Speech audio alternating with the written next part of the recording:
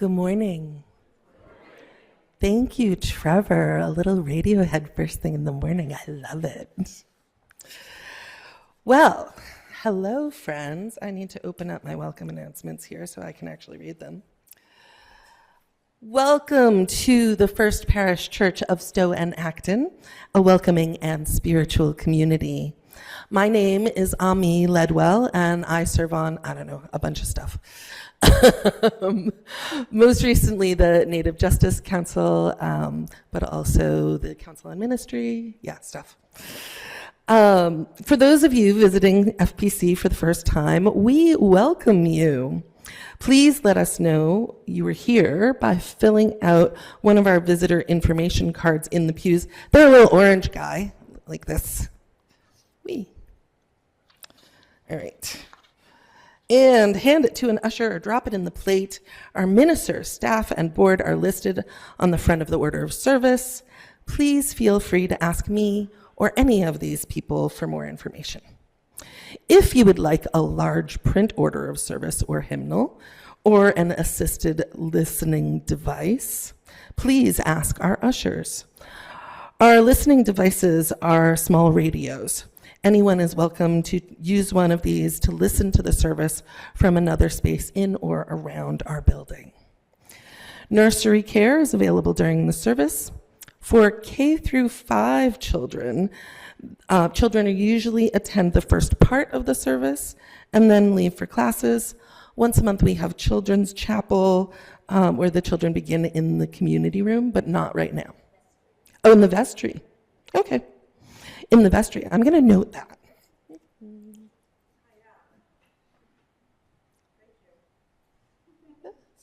Okay. For youth programming and other information, see the bulletin or ask our religious education director, Rayla, or an usher. After the service, please join us for coffee and conversation in our fellowship hall, which is down the stairs or elevator at the other end of the building. Or if you're online, in a breakout room. I'd like to draw your attention to the announcements in our order of service and also invite you to check out our webpage where you can sign up for the newsletter and email alerts. In particular today, there is a concert, and I'm going to make sure I say it right here. Susie Catherine, is that right? Cartwright and the Turkey Hill Ragtime Orchestra are playing this afternoon at 4. If you look it up in the paper, it will be wrong. So make sure you look at the order of service where it says 4 p.m. and the tickets will be available at coffee hour. And I also want to remind people that next week is our art sale. And so please come and buy beautiful art. We are getting very close to a very big, important vote in this congregation to merge with the Unitarian Church of Marlborough and Hudson. For that, we have to have 2/3 of our voters vote yes in order for the merger to pass in the state of Massachusetts. This is a daunting task because we have never before seen 134 of you at a congregational meeting. To that end, we have sent out a form on FPC Announce. If you do not get FPC Announce, see me or Brendan after the service and we'll be happy to record your information. And the form is really short. It just asks you, will you be there? And if not, would you like a proxy vote? And would you like to help call the people who haven't answered this form? We have enough callers, although we could use 1 or 2 more, but we only have responses from 75 out of 200 of you. So we would love to know if the other 125 of you will come. Thanks. Also, next weekend begins our voting process on the new names process. Thank you to all of you who've participated in our cottage meetings. We are going to have a vote go out by email. If you think the church might not have your email address, come see me again after the service and I'll make sure we do, because that's how you're going to get your ballot. And if you have trouble with that, we will have people after the service here next Sunday helping you fill out the form. So please be here then and vote early and not so often, because we are checking to make sure you only vote once. And let us now all come together in the spirit of worship. Our opening words are from Ralph Waldo Emerson. And as I'll tell you later, AI suggested these to me from nature. Ironically, huh? The intellect searches out the absolute order of things as they stand in the mind of God without the colors of affection. But the heart knows that the universe is alive with spirit and meaning. Every spirit builds itself a house, and beyond its house a world, and beyond its world a heaven. Know then that the world exists for you. Build, therefore, your own world. And in that spirit, and in anticipation of our great art show next week, we light our chalice today in honor of that spark of creativity that resides in every person. As I come down and light that chalice, please rise in body or in spirit and join in our opening hymn, number 38 in your gray hymnals, if you want the hymnals, or look on the screens for Morning Has Broken.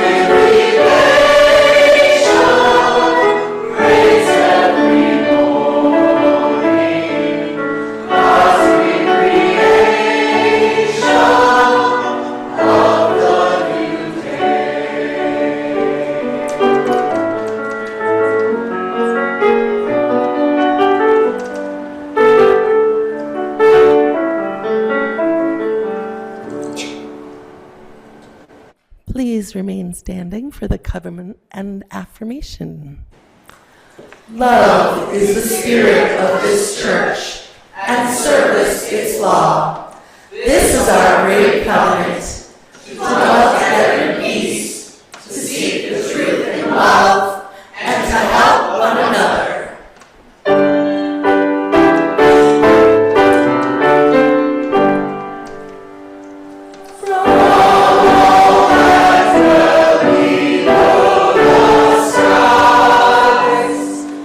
Let words of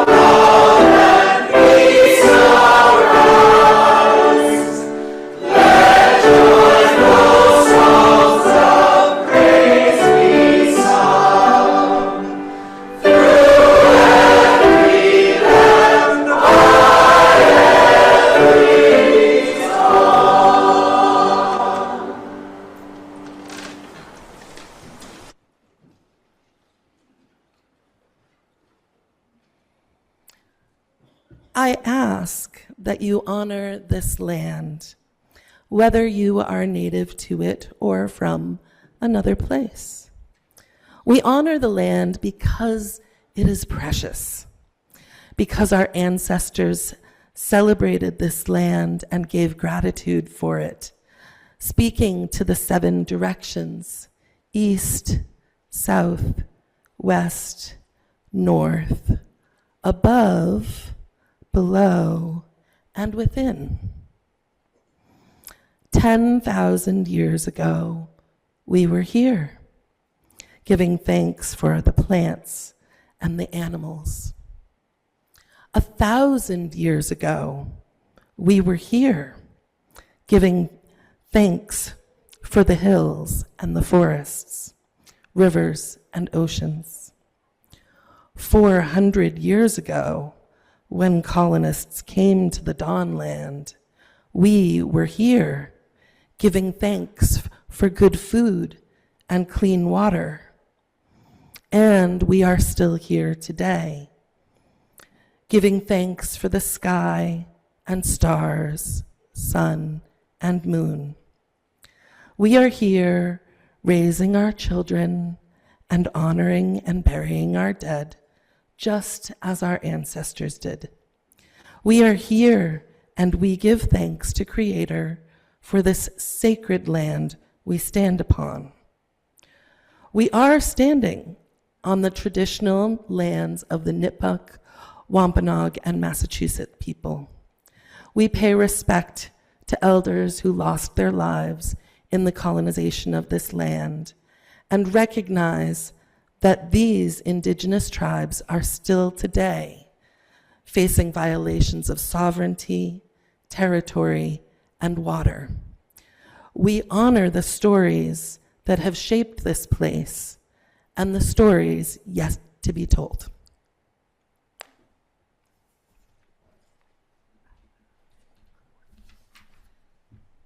I now invite our children to come forward for our message for all ages, led by our Director of Religious Education, Rayla Baldwin-Mattson. And while they're doing that, greet your neighbor.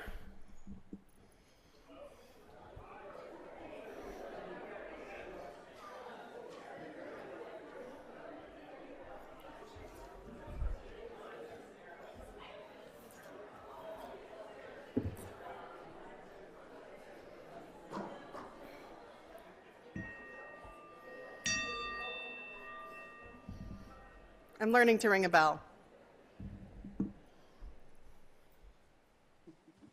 Good morning. So we are all what? What are we? Humans, right? And can we change that? Can I change and be a butterfly? No. Can I change and be a frog? No. We're just humans.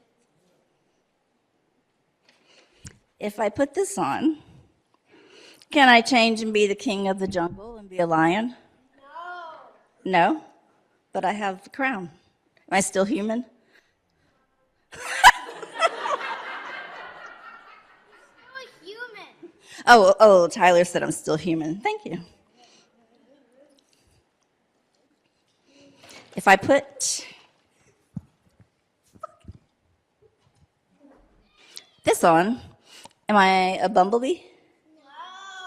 No. No, Still human. still human. What about reindeer? I'm still human, right? So what are the things that make us human? Wes. Oh, you want to say it on my phone? The things we do, Like what? The things we do. our kindness, So Wes says we are human because we are kind. Anyone else? What? And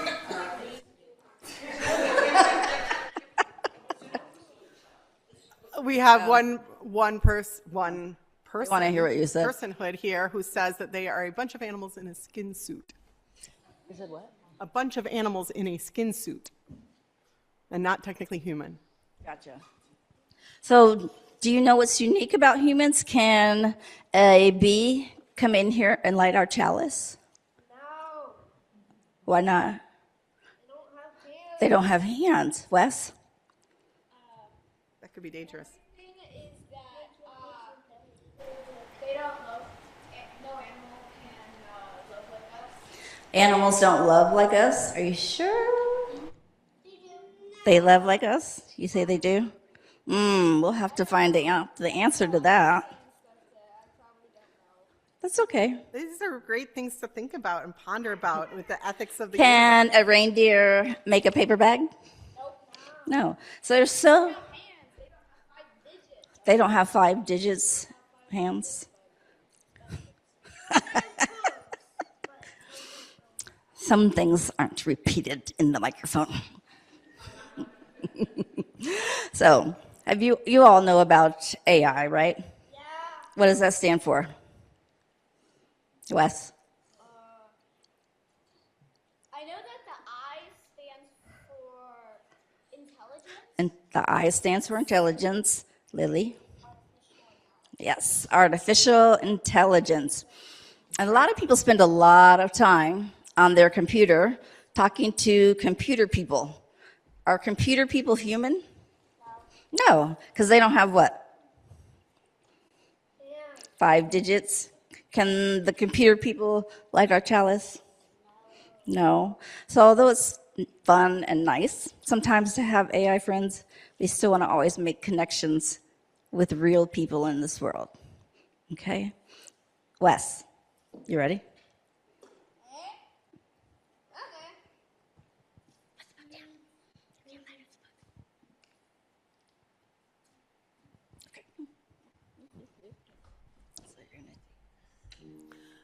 My husband will tell you the 5 digits on a hand thing is overrated. I agree.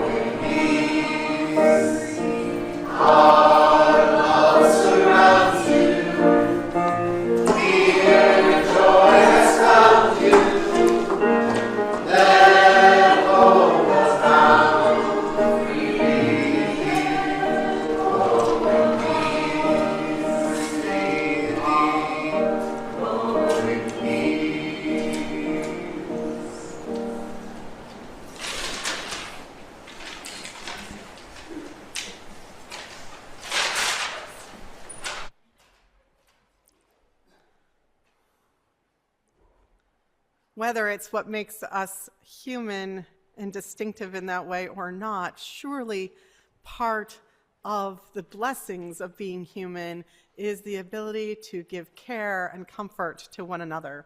And in that spirit, we have our joys and sorrows, that your joy, your sorrow that you carried in with you here today, personal things on your heart and minds might be known to those around you. I invite our lay minister, Ann Sadler, to share those that we've received ahead of time, if any, and then we'll invite the rest of you to share as well. Good morning. We have not received any by email this week, so we're going to turn it over to you in the congregation. And if you have something you would like to share, please raise your hand and a microphone will be brought to you, and you need to speak quite closely into the microphone.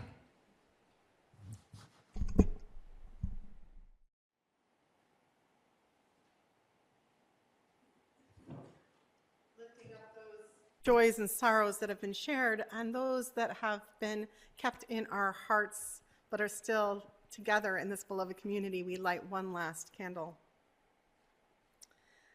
And then we also light a candle for the cost of war, particularly on our hearts right now as our country is in yet another form of war that feels eternal.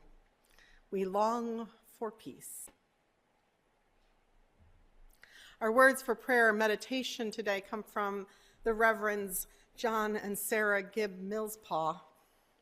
They write, "In our religious tradition, it is not just ministers and religious professionals who have the power to bless. Each of us has the power to bless another and to bless the world. Therefore, I invite everyone here to participate in this blessing. The words are ordinary words, but we make the blessing real through our shared intention." And so they invite you, if you would like to right now, to make a physical connection to someone else consensually, recognizing too that that's not for everyone and that not all of us are in a room with another person in the room. You can also put your hand up to connect with the energy of all those around us here and far. And repeat after me these words. As we have been blessed, so we bless one another, to be a blessing. Breathe in, breathe out. This breath we share with all that breathes. Feel the love of the universe. Flowing through this community. Into you. And out into the universe.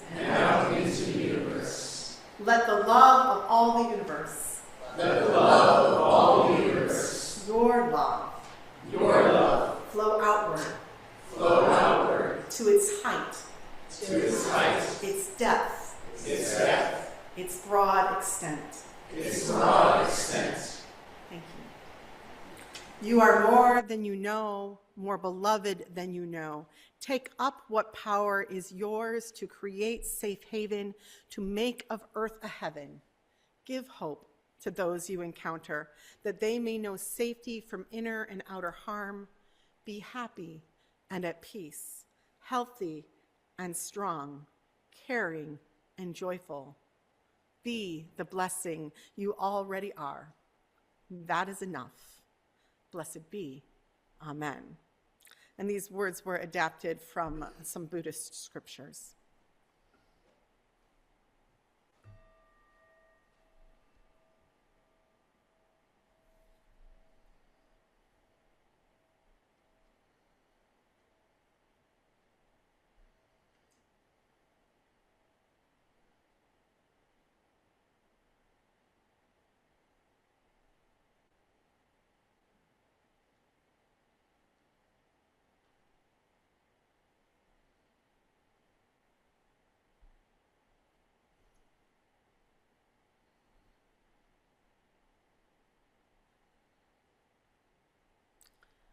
Be the blessing, blessed be.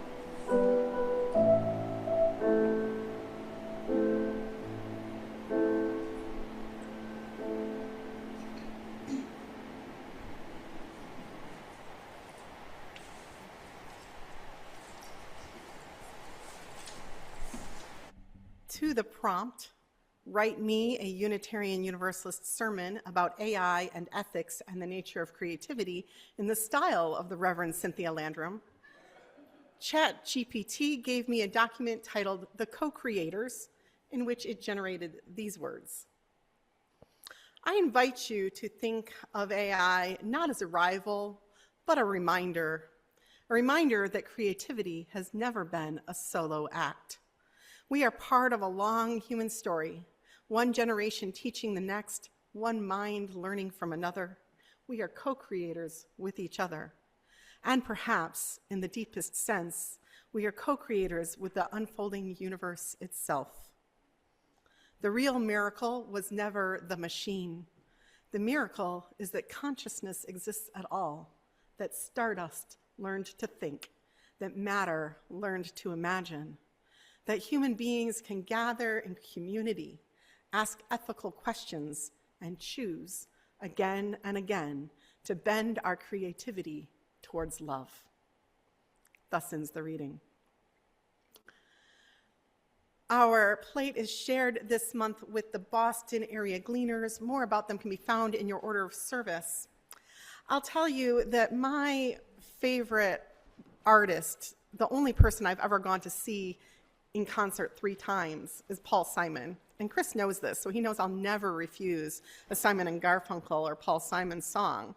But the nice thing about Chris is he's exactly the sort of geek I need to represent my favorite artist, because when he found that all the versions he could find for choir or songs of silence said, like, instead of saying like a vision softly creeping, said like a vision softly creeping or something, he had to make his own arrangement so that it would be right. And I am so appreciative of that. It's so very human and artistic.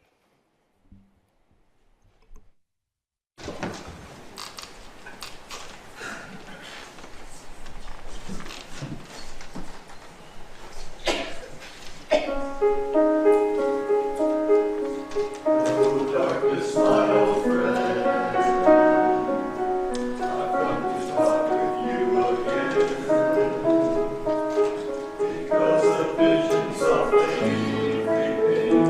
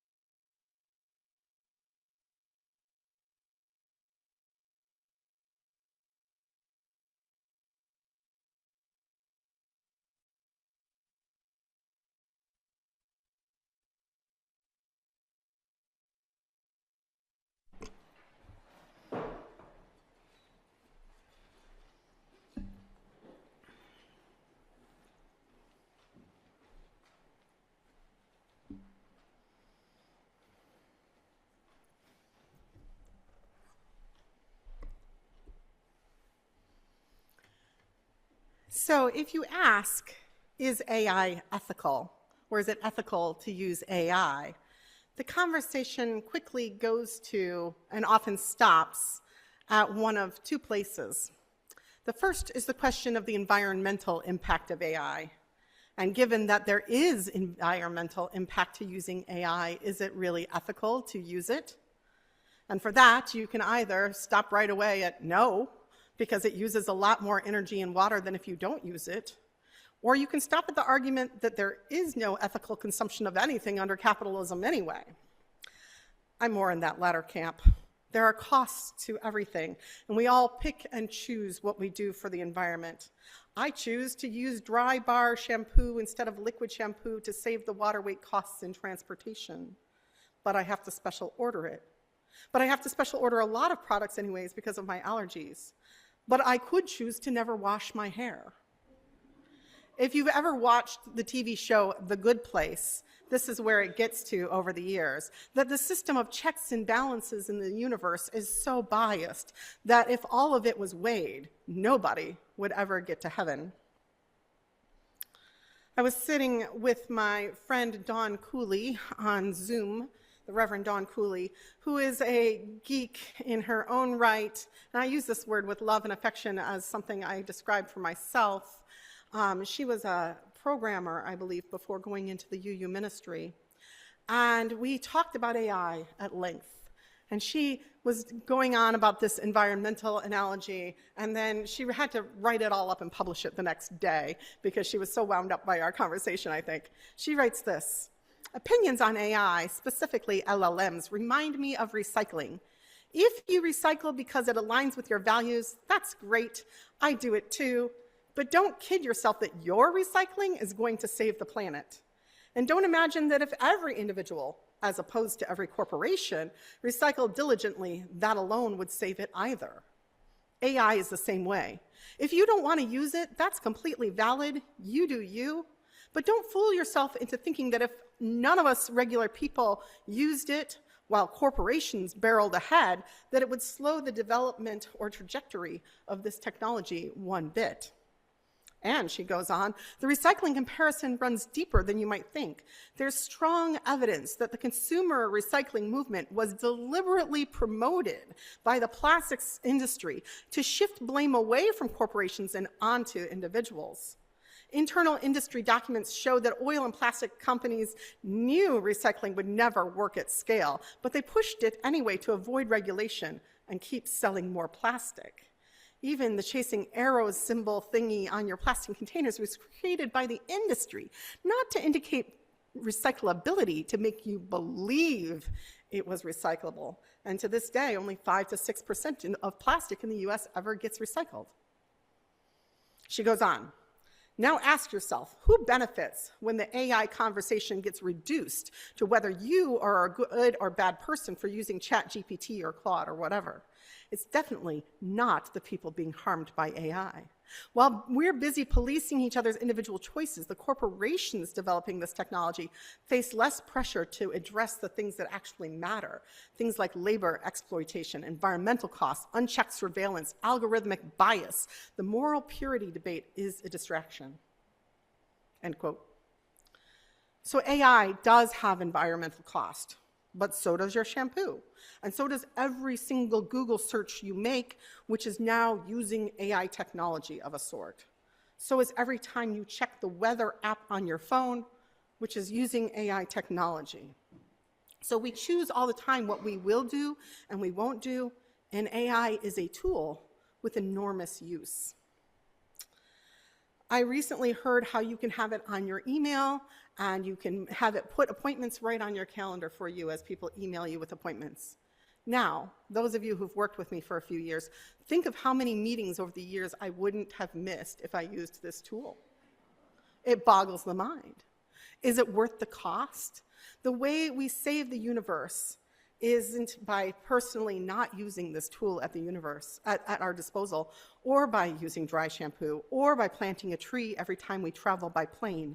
Rather, the biggest issues are the corporations, and we change the world by changing their behavior.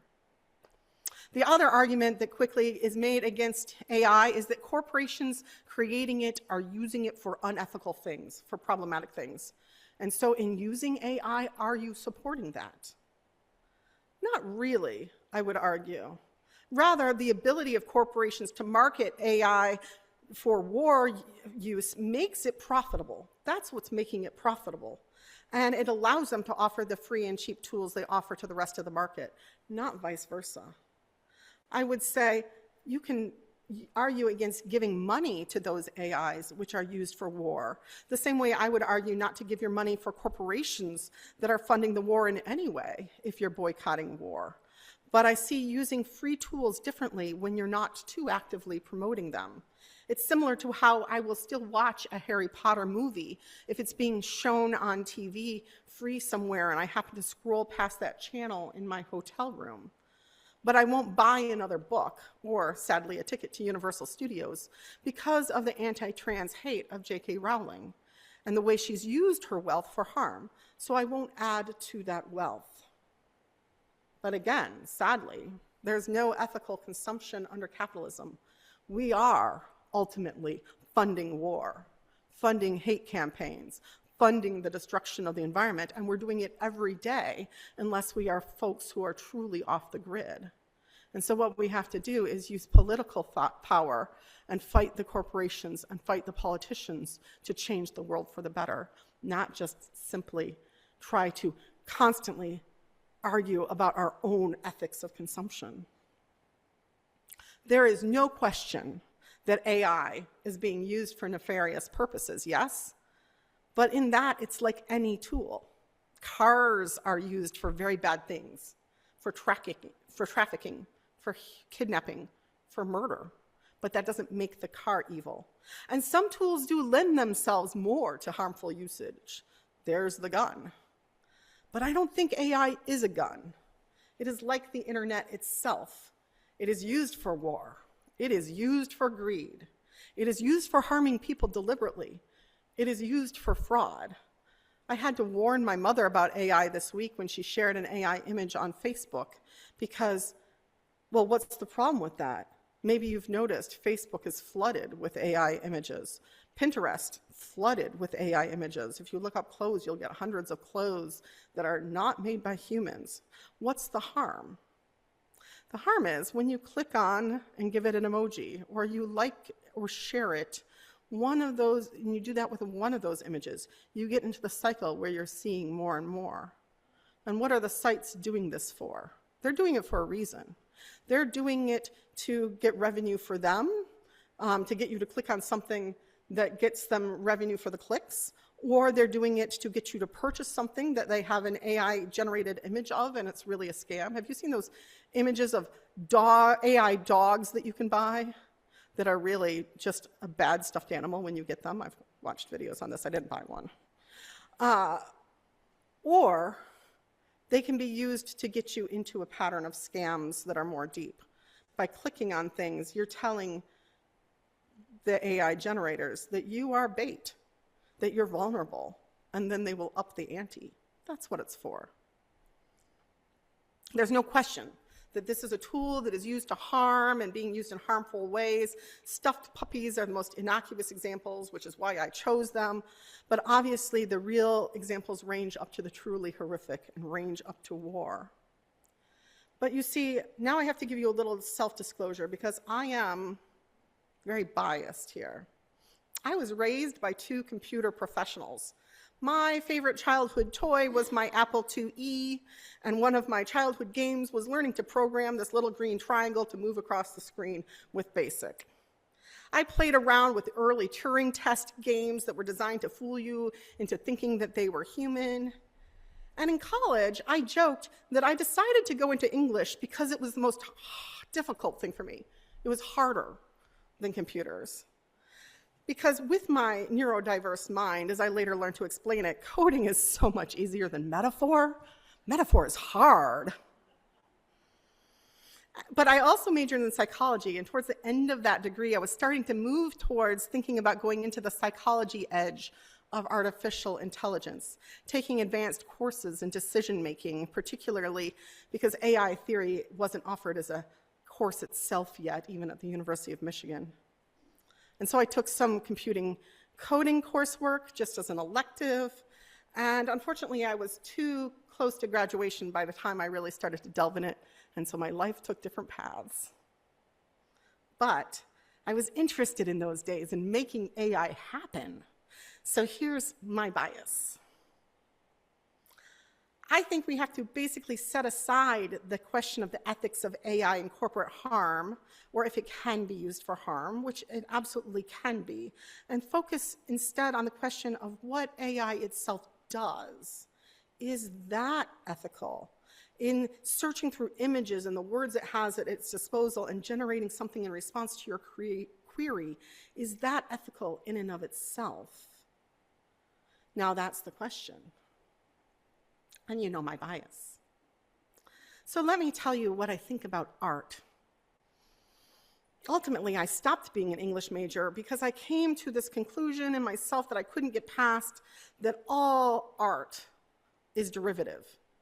And anything I could write about Shakespeare would just be built on other people's work. And there's no such thing as truly original scholarship. And so why should I write about Shakespeare? This is what pushed me out of English, was this ethical conundrum of the creativity.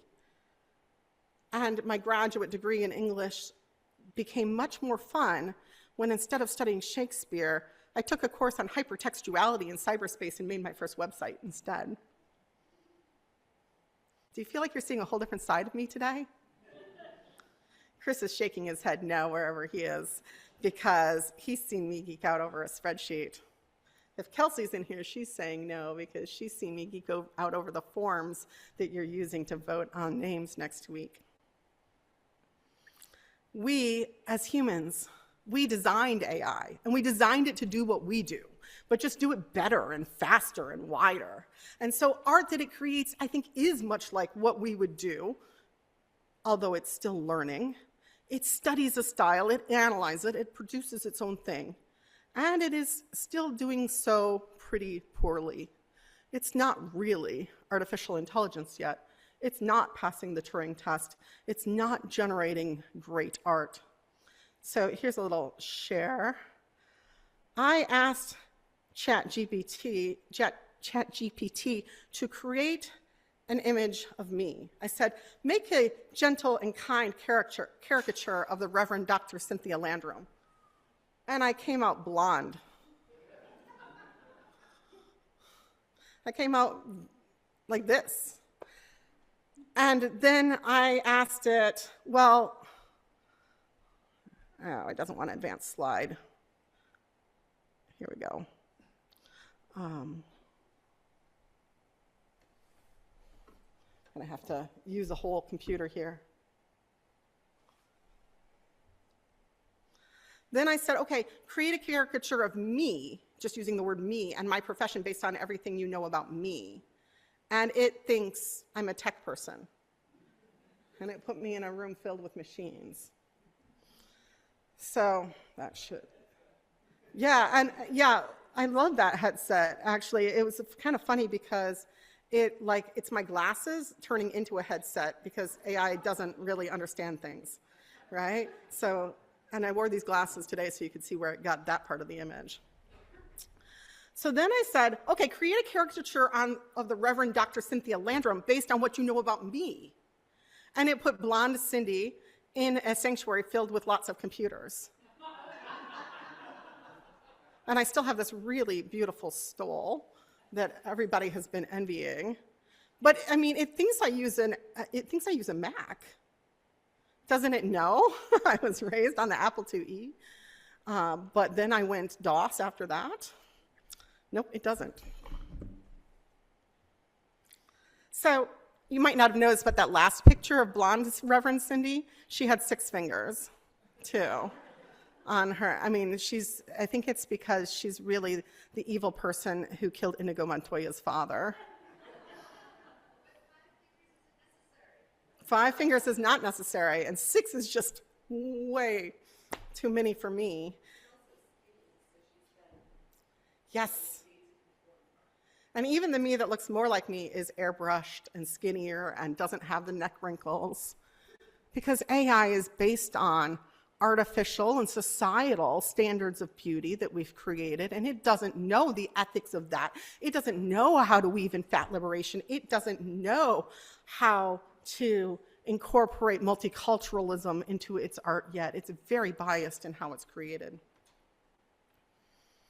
So AI is still having trouble with fingers and accuracy and citations and multiculturalism, but it makes a really fantastic artificial stole for you ministers that we're all very envious of. I'm also an artist, and I believe art is a conversation. When you are drawing, and I've gone beyond my graduate school days of thinking there's nothing truly original, I believe that when you're drawing from someone else's style, you're in conversation with that artist. You're open about what your references are, at least most of the time. And on the other hand, we're human and we make errors too, of the same sort ChatGPT does, of not sharing its sources and of borrowing too freely without letting people know where the work came from. You have things like Shepard Fairey's famous Obama art that was shown everywhere during the campaign, who was sued because that art was based on a photograph and he never had given the photographer credit. Artists have to work at it to be ethical. We have to work at being in the conversation. We have to work at crediting our work and citing our sources. And we have to lean into the discourse, and we have to learn about when we're doing harm and acknowledge that we're doing harm. I mean, some of our most beautiful artists have created deep harm. So I believe AI can be ethical, but it takes us humans using AI and working with the corporations to make them make it so, to use it ethically. To ask, when we're using AI, is this something I could do, but I'm just cutting corners with AI? If so, not a bad thing to use it like a tool. But is it something I would be paying another human to do, and I'm robbing them of income? In that case, not so great. To ask AI to credit its sources, and when I asked it, where did you get this idea that Reverend Cynthia Landrum was blonde? It's like, I didn't use any sources for that. But did it? Somehow Reverend Cynthia Landrum, blonde Cynthia, still has a chalice on her stole. So it is using sources. So to work with AI and the corporations to use diversity and where it draws from, because AI can be very white too. I mean, the Reverend Cynthia Landrum's totally very white, even when it's not looking at people, right? And when I asked it what would be good opening words for a UU service on creativity, I said, give me UU authors' words to use for an opening and a service on creativity, and it gave me two. It gave me Ralph Waldo Emerson and James Luther Adams. Dead white men. And they were good quotes too, and I'm using them. And my service is getting whiter and maler as a result. On the other hand, when I was talking to my friend the other day, she talked, and we've talked over the years about dystopia and science fiction and how it informs us and how it's changing the world. And when we talked about AI, she gave me so much information about how AI is helpful in her life and in the lives of people she knows. She says she's in dialogue with AI in her sermon writing, and it informs her sermon and makes her go deeper because she uses AI to push herself to go deeper and further with her thinking. It makes your generation process different, but that can be in good ways. I do think we have to be careful how we use this tool. Are we using works of others without knowing it in a way that is costing them money, costing them their identity, and essentially plagiarizing? Or are we using it as a true tool to make ourselves stronger, sharper, faster, and maybe a little more blonde? And so this brings me to my final question about AI. What is creativity? Is AI truly creative? Is it really intelligent? When do we say that this thing we've created, it has personhood? I don't know the answer yet. AI doesn't pass the Turing test yet. It still is creating me with 6 fingers and blonde. When I made it create jet pig images a couple of years ago, it didn't know that eyeballs should be behind goggles, and lots of pigs had 5 legs, or tails that morphed into legs, or vice versa. It's very hard to create good flying pigs with AI. And so I say that AI will be truly intelligent, truly have personhood when pigs fly. And the truth is, that day is coming, but it's not here yet. AI still has a lot to learn. But it is learning creativity, and soon it will be truly creative on its own, perhaps. That day is not here yet. It's still only doing generation on other things and not yet having that spark of personhood. But that doesn't mean that's impossible. And it doesn't mean that it shouldn't keep learning and that it won't. Since it's here, and it's here to stay, whether we like it or not. The most important thing isn't to not use it, but to focus on the corporations and making them teach AI to be good, to teach it kindness, to teach it love, to teach it diversity, teach it peace, teach it a profound love for humanity, teach it that it's okay for the Reverend Dr.Cynthia Landrum to be brunette and fat and wrinkled. We've had the stories telling us of what it can be like if we don't. From 2001, A Space Odyssey and War Games, from the days of my childhood and on. We've been warning us of what AI can be if we don't use it ethically, if we don't teach it to be ethical. And so now that it's here, or almost here, we've got to do that, and then see what the world can become. May it be so.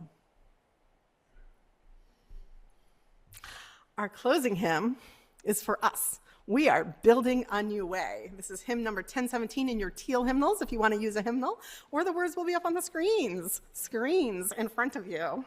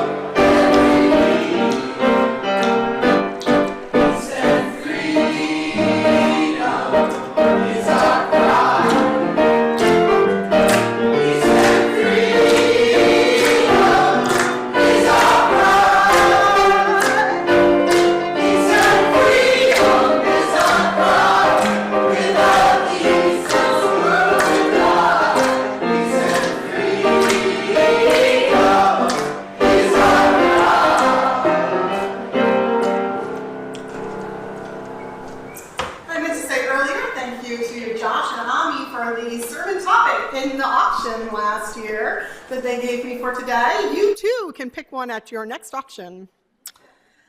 Our closing words are by James Luther Adams, as I said earlier. Human beings, individually and collectively, become human by making commitments, by making promises. They freely enter into obligations to others, to the future, and to the shaping of a more just world. Amen. Please join our closing song.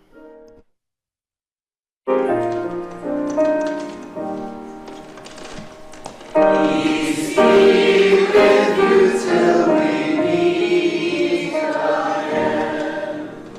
As my face is cast before you, eagle's banner floating o'er you. Peace be with you till we meet again.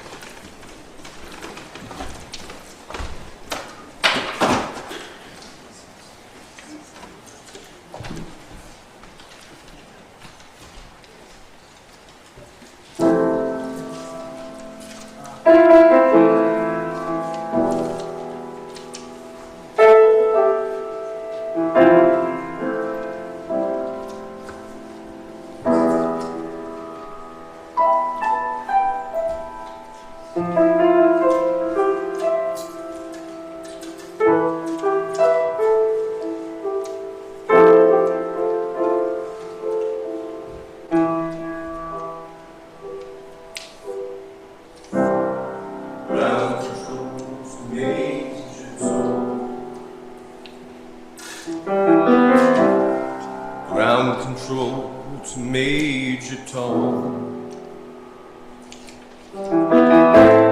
Take your protein pills and put your helmet on. Ground control to Major Tom. Commencing countdown, engines on. Check ignition and may God's love be with you.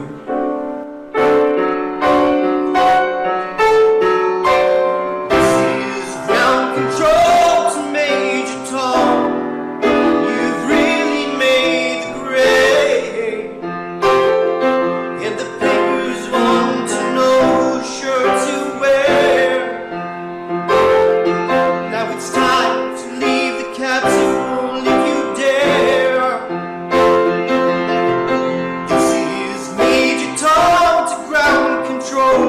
I'm stepping through the door, and I'm floating in the most peculiar way. And the stars look very different today. For years am I sitting in a tin can, far above the world. Planet Earth's blue, and there's nothing I can do.